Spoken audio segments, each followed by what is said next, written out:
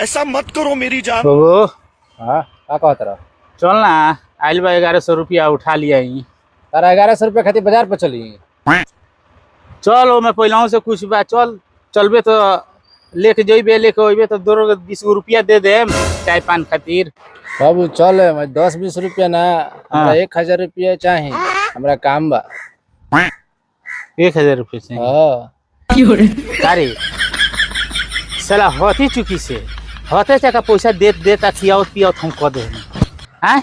अब सरकार देती है पेंशन, वो पेंशन ना छोड़ बस तहनी हैं।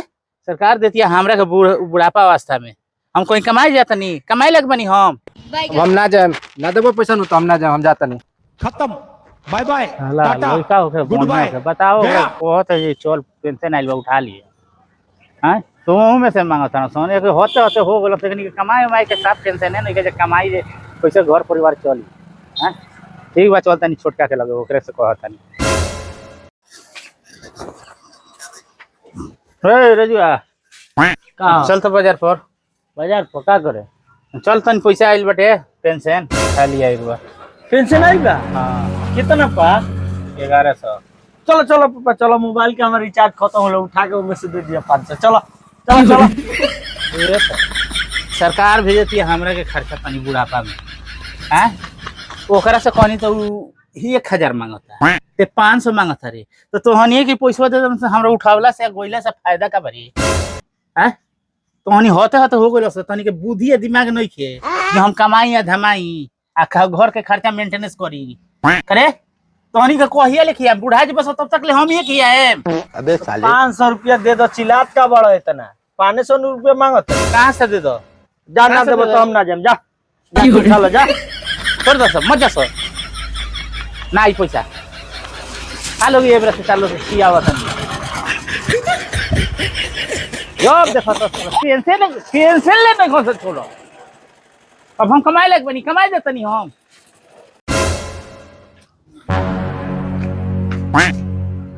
भाइयों एगो बात तोरा मालूम बा?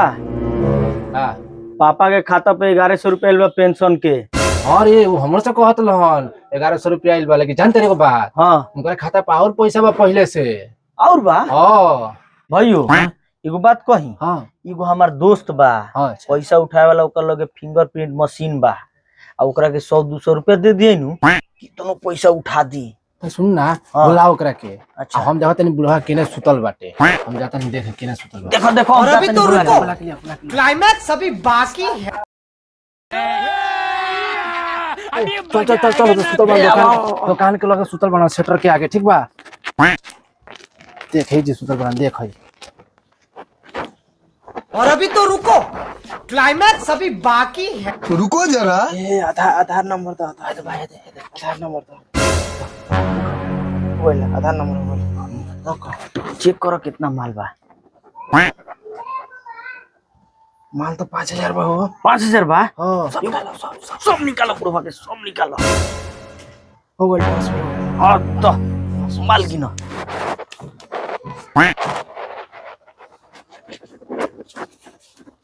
पहले 5000 बा पूरा। 5000 बा नु? हाँ दो हमार तू। हेलो अपन 200। और तू जा निकलो। हाँ बड़ा पैसा ना देता लो। गिन कितना?